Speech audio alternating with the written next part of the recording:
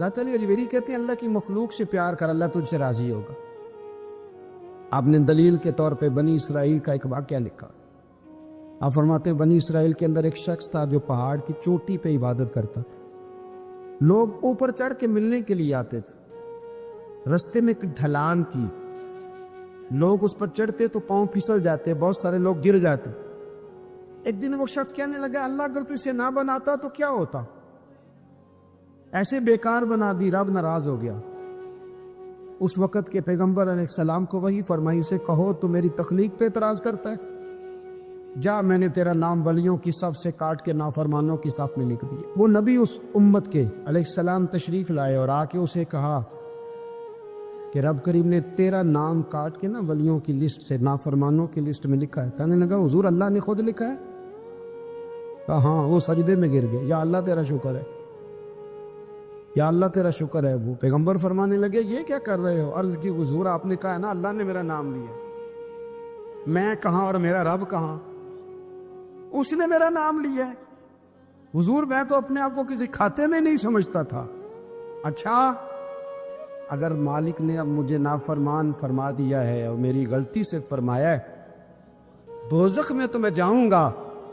حضور آپ اللہ کے نبی ہیں، آپ کے ذریعے کی التجا ہے مالک کے حضور، رب کریم سے عرض کیجئے گا کہ اب مجھے دوزخ میں تو پھینکنا ہی ہے، تو میرا وجود اتنا بڑا کر دے، اتنا بڑا کر دے کہ میں اکیلا جہنم میں آ جاؤں۔ میرا دل نہیں کرتا اللہ کا کوئی اور بندہ دوزخ میں جائے۔ میں چاہتا ہوں اتنے پیارے پیارے مخلوق پیدا کیے اس نے، کوئی جلے نہ، کوئی دوزخ میں جلے نہ، مجھے بڑا کر کے نہ اکیلا بھر دے میرے وجود کو، میں اکیلا جلوں گا۔ عرض کرے رب کی بارگاہ میں، وہ پیغمبر وہی کھڑے تھے، وہی آئی، اے میرے نبی سے کہہ دو تو میرے بندوں سے پیار کرتا ہے تو میں تجھ سے پیار نہ کروں؟ جا میں نے تجھے معاف بھی کیا، تیرے لیے جنت کا فیصلہ بھی کیا، اور قیامت میں جس کی تو سفارش کرے گا میں ان سب کو بھی جنت عطا کر دوں گا۔ داتا صاحب کہتے ہیں اگر تو آسانی چاہتا ہے کہ اللہ جلدی راضی ہو تو کسی کا بھلا کرنے کی کوشش کر، کسی کو نفع دینے کی کوشش کر کہ اللہ کی مخلوق سے کوئی پیار ہو جائے، کسی کو تسلی دے، کسی سے محبت کر، کسی کے ساتھ تو خیر والا معاملہ کر، رب کریم تیرے لیے آسانیاں کرے گا۔ نبی پاک علیہ السلام ایک گھر میں تشریف لے گئے تو ایک خاتون نے اپنے بچے سے کہا ادھر آ میں تجھے کچھ دیتی ہوں۔ بعض اوقات بچوں کو بلانے کے لیے مائیں کہہ دیتی ہیں نا میری مٹھی میں کوئی چیز ہے، ادھر آ کچھ دیتی ہوں۔ سرکار نے فرمایا کیا دینے لگی ہو؟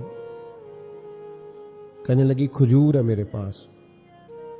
تو محبوب نے فرمایا اگر تم نہ دیتی تو جھوٹ ہو جاتا۔ گویا بچوں سے بھی جھوٹ نہیں بولنا، ان پر اثر ہوگا اس بات کا۔ وہ اگر آپ اس طرح ان کو کہنا شروع کریں گے نا یہ دیکھو میرے پاس کیا ہے، تو وہ بھی آہستہ آہستہ آپ کے ساتھ جھوٹ بولنے لگیں گے۔ ان کا ذہن بن جائے گا کہ اس طرح کر کے کیا جا سکتا ہے۔ تو ہماری باتوں کا معاشرے میں بچوں پر اثر ہوتا ہے، دوستوں پر اثر ہوتا ہے۔ داتا گنج بخش علی اجمیری رحمۃ اللہ علیہ فرماتے ہیں ایک بندہ حج کرنے گیا تھا تو منا میں، مزدلفہ میں، عرفات میں، طواف میں، سعی میں، ہر جگہ ایک کی دعا مانگ رہا تھا، یا اللہ میرے دوستوں کو نیک کر دے، یا اللہ میرے دوستوں کو، آپ بھی مانگ لے دعا، یا اللہ میرے دوستوں کو۔ تو اس سے کسی نے کہا کہ یار اپنے لیے بھی مانگ۔ کہنے لگا اپنے لیے ہی تو مانگ رہا ہوں۔ او بھائی یہ تو کہہ رہا ہے یا اللہ میرے دوستوں کو نیک کر دے، تو وہ کہنے لگا اگر دوست نیک ہو گئے تو میں ان کے ساتھ رہتا ہوں، میں بھی نیک ہو جاؤں گا، کیونکہ ان کی باتوں کا اثر ہوتا ہے، ان کی باتوں کی تاثیر ہے۔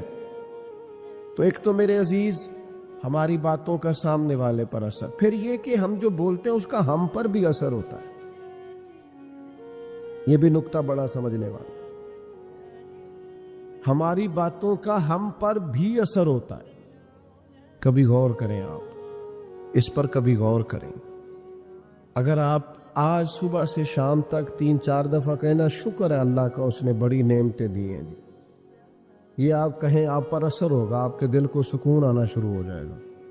اور آپ 3-4 دفعہ صبح سے کہیں یار بڑی محنت کی ہے، وہ فلانا دیکھو کہاں پہنچ گیا ہے، میں دیانتدار تھا پیچھے رہ گیا ہوں، دل بے چین ہوگا اپنی باتوں کا اپنے پہ۔ اور اس سے زیادہ ایک مثال دیتا ہوں، کبھی آپ نے دیکھا ہے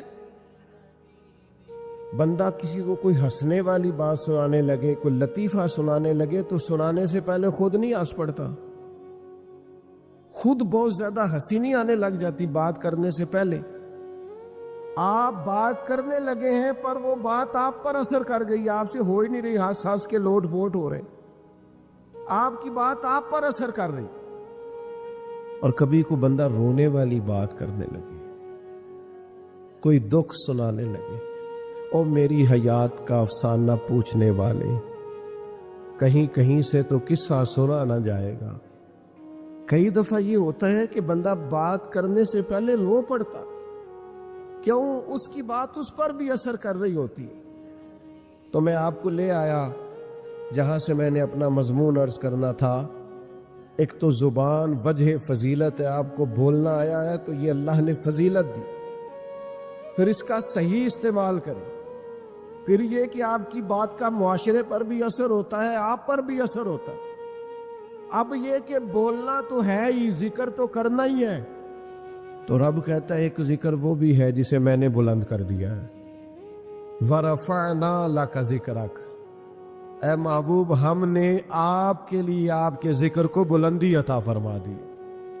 یہ ذکر اللہ نے بلند کیا، ذکر، اور کتنا بلند کیا؟ حضرت جبریل امین علیہ السلام عرض کرنے لگے یا رسول اللہ صلی اللہ تعالی علیہ وسلم، رب فرماتا ہے جہاں جہاں میرا ذکر ہوگا محبوب وہاں آپ کا بھی ذکر ہوگا۔ ذکر کی بلندی، یہ نوجوان نسل زیادہ غور کرے میری بات پر۔ ایک ہے حضور کی تعلیمات، ایک ہے حضور کے ارشادات، ایک ہے نبی کریم صلی اللہ علیہ وسلم کی سنت، حضور کی شریعت، اور ایک ہے صرف ذکر مصطفیٰ، ذکر مصطفیٰ یعنی حضور کی نعت پڑھنا، یعنی حضور کے چہرہ نور کی بات کرنا، زلف عنبری کی بات کرنا، نبی پاک کے مقدس دست مبارک کی بات کرنا، حضور علیہ السلام کے تذکار کرنا۔ یہ ذکر مصطفیٰ اتنی فضیلت کی چیز ہے، ذکر مصطفیٰ یہ بندے کے دل کو سکون دیتی ہے۔ معاشرے میں آپ حضور کی بات، اسپیکر ٹھیک چل رہا تھا جی پہلے، بالکل آپ نے کیوں چھڑا اس کو، یہ ٹھیک چل رہا تھا، اللہ آپ کو جزائے خیر دے۔ تو ذکر رسول پاک صلی اللہ تعالی علیہ وسلم جب آپ کریں گے تو ہماری باتوں کا ہم پر بھی اثر ہوگا، تو لہذا حضور کا ذکر ہمارے دل کو ٹھنڈا کرے گا۔ نبی پاک کا ذکر جو سنے گا اس کی طبیعت پر بھی اثر کرے گا۔ مجھے بتائیے نا، چلے ہم حضور کی ایک عادات چھیڑ لیتے ہیں، زیادہ نہیں، ایک کا ذکر کر لیتے ہیں۔ بیٹھے تھے چند لوگ، انہوں نے کہا یار آج ہم نے نا حضور کے مسکرانے کا ذکر کرنا۔ نہیں، کوئی نہیں سمجھ آئی آپ کو؟ حضور کے نبی کریم مسکراتے، اور اس طرح مسکراتے سرکار کے، جب حضور مسکراتے تو ایک تو یہ کہ حضور کہا لگا کر نہیں ہنستے تھے، مسکراتے تھے، لیکن وہ مسکرانا اتنا حسین ہوتا تھا، اتنا حسین ہوتا تھا کہ صحابہ فرماتے ہیں جب مسکراتے تو دانتوں سے نور نکلا کرتا تھا اور مسجد نبوی کی دیواریں روشن ہو جاتی۔ میں نے مسکرانے کی بات کی ہے، کچھ دوست ابھی بھی نہیں مسکرائے، گھورتے ہی جا رہے ہیں۔ ہم نا، یہ میں نے اس لیے کہا کہ حضور کا ذکر، مسکرانے کا ذکر کرو، یہ پتہ کیوں کہا؟ ادھر دیکھو میری طرف۔ ہمارے ملک میں نا مسکرانے کی باتیں کم ہوتی ہیں، خبریں ساری مایوسی والی ہیں، اور کچھ بندے نے تو طے کر لیا ہے انہوں نے اچھی خبر دینی کوئی نہیں، جب بھی خبر دینی ہے کوئی خطرناک ہی دینی۔ دکھ نہ بندے کے ساتھ ہی رہتے ہیں، لقد خلقنا الانسان فی کبد، اللہ فرماتا ہے میں نے انسان کو مشقت میں رہتا ہوا پیدا کیا ہے۔ دکھ بندے کے، دکھ بندے دے مک دے نہ ہی، دکھ مک دے جے مویاں، یہ تو ساتھ ہی رہنے ہیں، یہ ختم۔ آپ نبی پاک علیہ السلام کی مقدس زندگی کو دیکھیں نا، حضور فرماتے ہیں سب سے زیادہ نبیوں کو ستایا جاتا ہے اور میں اللہ کا آخری نبی ہوں، مجھے سب سے زیادہ ستایا گیا۔ 13 سال مکہ مکرمہ کے 13 سال مشقت والی زندگی، کفار سے لڑائی، اور جب حضور مدینے آ گئے تو مکے میں صرف کافر تھے، مدینے میں کافر بھی تھے اور منافق بھی تھے، اور مکے میں تو صرف ان کی مزاحمت تھی، مدینے آ کے باقاعدہ جنگیں ہوئی، احد ہے، بدر ہے، خندق ہے، لڑائیاں۔ اور پھر نبی پاک علیہ السلام نے اپنے صحابہ کی اور پیاروں کی شہادتیں دیکھی، اور پھر جو ذاتی دکھ تھے، ابھی ولادت نہیں ہوئی کہ والد کا وصال ہو گیا، عمر 4 سال یا 6 سال کی تھی کہ والدہ وصال کر گئی، 8 سال کے ہوئے تو دادا کا وصال ہو گیا، وفادار بیوی چلی گئی، پیار کرنے والے چچا چلے گئے، یہ سارے دکھ ساتھ تھے۔ اور سنو یارو، ہر وقت پریشانی کی باتیں کرنے والوں اور پریشان رہنے والوں، سنو، اتنے دکھ ساتھ تھے، پر حضرت عبداللہ ابن حارث فرماتے میں نے اتنا مسکراتے کسی کو نہیں دیکھا جتنا مدینے والے محبوب مسکرایا کرتے۔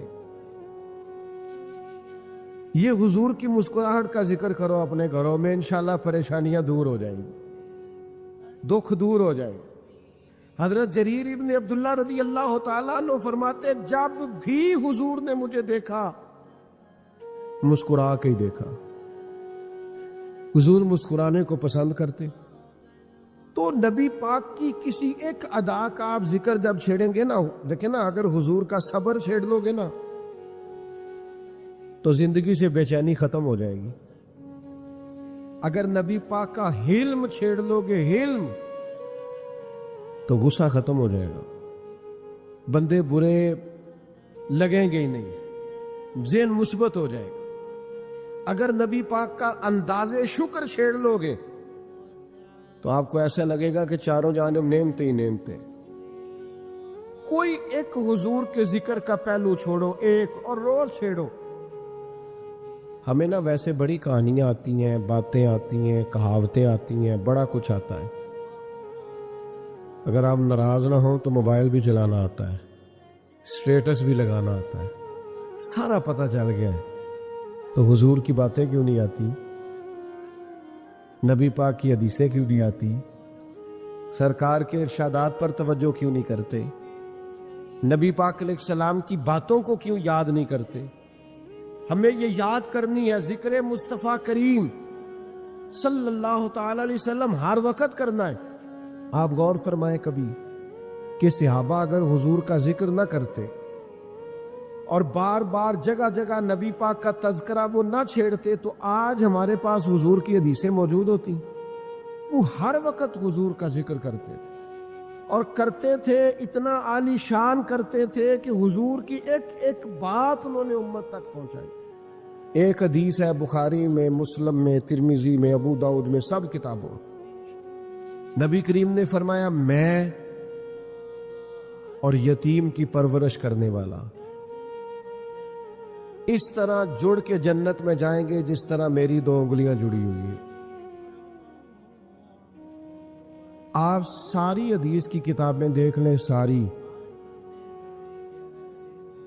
جس صحابی نے یہ روایت کیا نا، پھر غور کریں، جس نے یہ روایت کیا نا کہ حضور نے فرمایا میں اور یتیم کی پرورش کرنے والا اس طرح جنت میں جائیں گے جس طرح میری 2 انگلیاں جڑی ہوئی، جس نے حدیث کے لفظ روایت کیے ہیں ساتھ نبی پاک کا اشارہ بھی روایت کیا ہے، اشارہ بھی روایت کیا، یعنی ان لوگوں نے محبوب کے اشارے تک محفوظ کیے، اشارے تک۔ ہمیں سمجھنا چاہیے، ہمیں غور کرنی چاہیے۔ میں کیسے آپ سے عرض کروں، حضرت عمر فاروق رضی اللہ تعالیٰ عنہ کے مقدس زمانہ نور میں کچھ مال آیا تھا بحرین سے ایک بہت بڑی تعداد میں، اور مسجد نبوی شریف میں مال کے ڈھیر لگے ہوئے تھے۔ تو لوگوں نے سیدنا فاروق اعظم رضی اللہ تعالیٰ عنہ کی خدمت میں عرض کیا کہ حضور بہت سارا مال آیا ہے، تو آپ اس کو دیکھیے۔ تو سیدنا فاروق اعظم نے جب اسے دیکھا تو رو پڑے، آپ کی آنکھوں میں آنسو آ گئے. لوگوں نے کہا حضور مال آیا ہے، وسعت آئی ہے، اب لوگوں کے لیے آسانی ہو جائے گی، بجائے اس کے کہ آپ خوش ہوتے آپ تو رو رہے ہیں. تو حضرت عمر رضی اللہ تعالیٰ عنہ فرمانے لگے کہ تمہیں پتہ نہیں ہے جہاں مال آتا ہے وہاں فتنہ بھی ساتھ آتا ہے، جہاں مال آتا ہے آزمائشیں بھی ساتھ آتی ہیں. تو رو تو اس لیے رہا ہوں کہ حضرت صدیق اکبر رضی اللہ تعالیٰ عنہ کے زمانہ مبارکہ تک تو حالات اس طرح کے تھے کہ بہت زیادہ اسلام کے لیے وسعت نہیں تھی، لیکن اب مال آ رہا ہے، وسعت آ رہی ہے، تو مجھے ڈر لگتا ہے کہیں یہ لوگوں کے مابین آزمائش والا معاملہ نہ بن جائے. نبی پاک صلی اللہ علیہ وسلم نے خود فرمایا نوجوانوں میرا بڑا دل کرتا ہے کہ میں جو بات کہنا چاہتا ہوں وہ آپ کی سمجھ میں آ جائے. آپ یقین کریں 1% بھی شوق نہیں ہے، نہ داد کا نہ امداد کا. باوضو بیٹھے ہیں آپ کے سامنے، اللہ رسول کا نام لے رہے ہیں، بس دل کرتا ہے کہ کچھ سینے میں درد ہے وہ آگے منتقل ہو جائے. تھوڑا سا غور کیجئے گا بھلا میں کیا کہہ رہا ہوں. آج لوگ بڑی دہائی دیتے ہیں نا مسائل کے حل کی، لیکن حضور علیہ السلام نے کچھ اور چیزوں کی بھی نشاندہی کی ہے. کچھ انفرادی اور انوکھے انداز میں بھی سرکار نے کچھ چیزوں پر توجہ ہماری کرائی ہے. حضور فرماتے ہیں مجھے تم پر غربت کا ڈر ہی نہیں، مجھے تو اس بات کا ڈر ہے کہ تم پر دنیا پھیلا دی جائے گی، تمہارے پاس وسعت آ جائے گی مال کی. اصل ڈر اس بات کا ہے کہ تم اس مال سے محبت کرنے لگو گے. جو سینے میں طلب تڑپ اللہ رسول کے لیے ہونی چاہیے، اپنی آخرت کے لیے ہونی چاہیے، جو طلب اور تڑپ قرآن مجید کے مطالعہ سے فہم دین سے ہونی چاہیے، وہ ساری تمہاری تڑپ منتقل کسی اور طرف ہو جائے گی.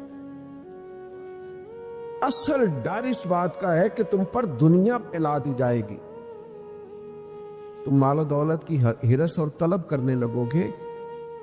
مال کا کمانا یا آنا برا نہیں، اس سے دل لگا لینا برا ہے، اس کی ہرس کرنا برا ہے. تو یہ شہرتیں، یہ مال، یہ تعلقات، پھر یہ عہدے، پھر یہ اقتدار. حضرت عمر بن عبدالعزیز رحمۃ اللہ تعالی علیہ نے بڑی شاندار حکمرانی کی، لیکن اپنے بچوں کو بلا کے کہا تھا بیٹا اقتدار والے چکر میں نہ پڑنا، ادھر نہ آنا، میں نے اس میں کوئی سکون نہیں دیکھا. یہ ذمہ داری ہی ذمہ داری ہے، یہ ڈیوٹی ہی ڈیوٹی، یہ جواب دہی کا ایک بہت بڑا مشکل مرحلہ ہے. یاد رکھیے گا اور اس کو سمجھ لیجیے گا کہ یہ جتنے بھی دنیا کی ترجیح دینے کے ہمارے معاملات ہیں، آج کا صرف حکمران ہی سیاسی نہیں ہوتے، ہم سارے تھوڑے بہت سیاسی ہوتے ہیں. ہر آدمی تھوڑی بہت سیاست کر رہا ہوتا ہے، خاندان میں، گھر میں، محلے میں، قبیلے میں، تھوڑا بہت اس نے سلسلہ بنایا ہوا ہوتا ہے. ہمیں اچھی طرح پتہ ہوتا ہے ہم نے تیمارداری کس کی کرنی ہے، فاتحہ کس کی کہنی ہے، حال کس کا پوچھنا ہے. چلو مان جاؤ، ہمیں پتہ ہوتا ہے میسج کس کو کرنا ہے حال چال پوچھنے کا، ہمیں پتہ ہوتا ہے دعائیں کس کو لکھ بھیجنی ہے، ہمیں سب علم ہوتا ہے. کسی نہ کسی مقام پہ کہیں نہ کہیں ہم سارے ہی کسی سیاست کا شکار ہوتے ہیں. اچھی طرح سمجھ لینا اپنے تیزیاں دکھانے سے کچھ بھی نہیں ہوتا اسی وقت ہے جب اللہ چاہتا ہے اور اللہ کے محبوب نظر رحمت فرماتے ہیں. وہ تیزی دکھانے سے کیا نتیجہ نکلتا ہے؟ تو اللہ تعالیٰ نے فرمایا تم ترجیح دیتے ہو دنیا کی زندگی کو، تو مالک پھر ہمارے لیے بہتر کیا ہے؟ فرمایا والآخرۃ خیر وابقیٰ، آخرت تمہارے لیے خیر والی بھی ہے اور ہمیشہ رہنے والی بھی. دیکھو یہ حضور علیہ الصلوۃ والسلام کی مقدس سیرت کا یہ رنگ ضرور اپنی زندگی میں اس پر غور کریں یعنی حضور فرماتے ہیں کہ میرے رب نے مجھے اختیار دیا، میں چاہوں تو نبی اور بادشاہ بن جاؤں۔ حضرت سلیمان علیہ السلام نبی بھی ہے، بادشاہ بھی ہے۔ حضرت یوسف علیہ السلام نبی بھی ہیں، اپنے دور کے حکمران بھی ہیں۔ کریم فرماتے ہیں مجھے میرے اللہ نے اختیار دیا، میں چاہوں تو نبی اور بادشاہ بن جاؤں۔ حضور فرماتے ہیں میں نے عرض کی مالک میں تیرا بندہ اور نبی بننا چاہتا ہوں۔ حضور فرماتے ہیں میں چاہوں تو عہد پہاڑ سونے کا بن جائے۔ وہ نہیں سمجھ آئی آپ کو بات کی؟ کتنے لوگ ہیں جو رات کو خواب دیکھتے ہیں کہ اللہ کرے میں صبح اٹھوں تو میرے نہ پلنگ کے نیچے ایک بھرا ہوا بیگ سونے کا پڑا ہو۔ کتنے لوگوں کی خواب یہ ہوتی ہے کہ میں جا رہا ہوں اور میری موٹر سائیکل سے ایک توڑا پیسوں کا ٹکرا جائے۔ یہ بڑے لوگوں کی تمنا نہیں؟ اور حضور کیا فرماتے؟ کریم فرماتے ہیں میرے رب نے مجھے اختیار دیا کہ میں اگر چاہوں تو یہ احد پہاڑ سونے کا بن جائے، میرے ساتھ ساتھ چلا کرے۔ لیکن میں نے اللہ کی بارگاہ میں دعا کی ہے، یا اللہ ایک وقت روٹی دینا اور ایک وقت فاقہ دینا۔ جب تو رزق دے میں تیرا شکر ادا کروں، اور جب تو فاقہ دے میں تیری بارگاہ میں التجا کروں۔ آپ حضور کی اس منشا کو، اس رضا کو سمجھے۔ بخاری مسلم دونوں میں حدیث موجود ہے، حضرت عمر فاروق نبی کریم علیہ السلام سے ملنے کے لیے آئے تو جناب عمر کے بارے میں ساری دنیا جانتی ہے کہ اپنے مزاج کے لحاظ سے بڑے اصول پسند، بڑے سخت مزاج، فیصلوں پر ڈٹ جانے والی شخصیت تھے۔ آپ تشریف لائے، اللہ کے حبیب علیہ السلام آرام فرما ہے، حضور نہ اٹھے تو محبوب کے نا بطن نور سے، کمر مبارک سے ذرا کپڑا ہٹا تو حضور کی کمر مبارک کے اوپر نا موٹے بان کی چارپائی کے نشان پڑے ہوئے تھے۔ اب تو بیڈ پہ سوتے ہیں لوگ، موٹے گدے پہ، ورنہ ہم نے اپنے دیہاتوں میں دیکھا ہے موٹے بان کی چارپائی ہوتی تھی۔ کی آخی داسی انہوں مونج دی منجی جی پٹھے دے بان دی۔ شکر ہے دو چار بندے پینڈو بھی نکلے نے، تسی باقی نہ منیا جے کہ تسی پینڈو ہو، مننا نہیں چاہیے۔ میں چونکہ ہے وہاں اس لیے میں آپ کے سامنے بات کر رہا ہوں۔ کیا کہتے تھے اسے؟ پٹھے دیوان دی منجی یا مونج دی منجی، تو موٹی ہوتی تھی۔ اس پر کئی دفعہ ہم دیکھتے تھے کہ گرمیوں میں ہمارے بزرگ اٹھتے تھے تو ان کی پشت پر اس کے نشان پڑ جاتے تھے، لمبے لمبے نشان پڑے ہوتے تھے۔ کوئی یاد آیا کچھ جو میری عمر یا میری عمر سے بڑے لوگ ہیں ان کو یاد آیا ہوگا؟ تو نشان پڑ جاتے، کیوں کہ اتنے موٹے کپڑے نہیں ہوتے تھے، اتنے بڑے بڑے بیڈ ہی نہیں ہوتے تھے، اتنی سہولیات ہی نہیں ہوتی، تو لوگ اسی پہ آرام کر لیتے تھے۔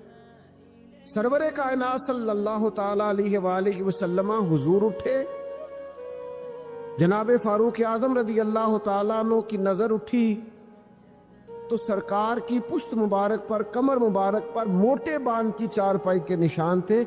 حضرت عمر رو پڑے، یہ بخاری مسلم میں، رو پڑے اور اپنے درد کا اظہار ان لفظوں کے ساتھ کیا، عرض کرنے لگے یا رسول اللہ صلی اللہ تعالی علیہ وسلم، حضور کیسر و کسرا دین کے دشمن نرم گداز بستروں پہ آرام کریں، محلات میں رہیں، آپ اللہ کے محبوب ہیں۔ آج بہت سارے مسلمان کہتے نہیں، دیکھو جی فلاں کافر کہاں پہنچ گئے، فلاں کہاں پہنچ گیا۔ قرآن و سنت نے اس مضمون کا جواب دیا ہے۔ حضرت عمر نے عرض کی یا رسول اللہ صلی اللہ تعالی علیہ وسلم، اللہ کے دشمن اتنا آرام دہ زندگی گزارے اور آپ محبوب الہی ہیں، محبوب مطلق ہیں، حضور آپ یہ تکلیف، چارپائی کے نشان۔ تو نبی پاک علیہ السلام نے نا سوچ ہی بدل دی، یعنی زاویہ نگاہ ہی دوسرا دے دیا. ایک سوچ یہ ہے کہ حضور ہم تو فرما بردار ہیں رب کے، تو ہمارے لیے نعمتیں زیادہ ہونی چاہیے. تو حضور نے اس سوچ کو ہی بدل دیا. نہیں، نبی پاک علیہ الصلوۃ والسلام فرمانے لگے، کریم فرمانے لگے، عمر کیا تم یہ پسند نہیں کرتے کہ وہ دنیا میں تھوڑی سی آسانی دیکھیں اور آخرت میں رسوا کر دیے جائیں، اور ہم دنیا میں تھوڑی مشقت برداشت کریں اور آخرت کی ساری عزت اللہ ہمیں ہی عطا فرما دے. والآخرۃ خیر وابقیٰ، آخرت کی زندگی بہتر ہے. ترجیح آخرت کو دینی چاہیے. اپنی آخرت کے بارے میں سنجیدہ ہونا چاہیے، توجہ کرنی چاہیے، غور کرنا چاہیے. مجھ سے کوئی ناراض نہ ہو جائے تو میری طرح کے بہت سارے لوگ ہیں جن کا لباس تو دینی ہے، وضاقتہ تو دینی ہے، لیکن ترجیح ان کی بھی آخرت الا ماشاءاللہ نہیں ہے. میں سب کی بات نہیں کرتا. جب محفلوں میں، جب جبوں کبوں میں، جب آنے جانے میں تلاوتوں کے، نعتوں کے، تقریروں کے سودے ہونے لگ جائیں تو مجھے بتلاؤ وہاں ترجیح آخرت ہے؟ وہاں شوق آخرت ہے؟ وہاں ارادہ آخرت ہے؟ ترجیح آخرت کو دی جائے، آخرت، اپنی آخرت ٹھیک کرنے کی طرف توجہ کی جائے. یاد رکھیے گا، یہ سوچ ہمیں حضور نے دی ہے کہ تم یہ دیکھو کہ تم نے اپنی آخرت کے لیے، اور پھر یہ سوچنا پورے طور پر صحابہ کے دلوں کے اندر محو ہو گئی تھی، پیوست ہو گئی تھی، ذہنوں میں نقش ہو گئی. کیا میں اپنی آخرت، میں اکثر سوچتا ہوں حضرت عمر نے گھر کیوں نہیں بنایا؟ امام حسن اور حسین نے لمبے چوڑے محلات کیوں نہیں بنائے؟ ایسا تو نہیں تھا کہ ان کے پاس مال نہیں آیا. 50,000 دینار بدری صحابہ کو ملتے تھے، انہیں بھی ملتے تھے، لیکن وہ مسجد سے نکلتے گھر جانے سے پہلے پہلے سارے بانٹ دیتے. نہیں سمجھ آئی آپ کو بات کی؟ یعنی ایک ہوتا ہے دولت آئی نہیں آئی، دل میں نہیں سمائی، آئی اور انہوں نے سینے سے نہیں لگائی. آئی دولت، قریب آئی، ایک بار نہیں کئی بار آئی. 50,000 دینار آ رہے، بانٹ دیے سارے. کیوں نہیں بنایا گھر؟ بنا سکتے تھے. دنیا سے جا رہے تھے، 80 دینار کا قرضہ تھا، اور امیر المومنین ہے، 24 لاکھ مربع میل کے حکمران ہیں. یہاں تو جو ایم این اے کی سیٹ پہ الیکشن میں فاتح بنتا ہے، اس کا ایک گھر اپنے علاقے میں ہوتا ہے، ایک لاہور میں ہوتا ہے، ایک اسلام آباد میں ہوتا ہے. وہ کہتے ہیں وہاں جانا پڑتا ہے اجلاس اٹینڈ کرنے کے لیے، تو اپنی پرسنل رہائش بھی ہونی چاہیے. اور کئیوں کی تو کئی شہروں میں. وہاں رہتا کون ہے؟ چوکیدار. وہاں وقت کون گزارتے؟ چوکیدار، نوکر، ملازمین. جناب فاروق اعظم نے گھر کیوں نہیں بنایا؟ 24 لاکھ مربع میل کے حکمران تھے. اس کی وجہ تھی کہ حضور نے معراج سے واپس آ کے فرمایا، عمر میں جنت میں تیرا گھر دیکھ آیا ہوں. حضور فرمانے لگے، دروازے پہ حور بھی بیٹھی تھی.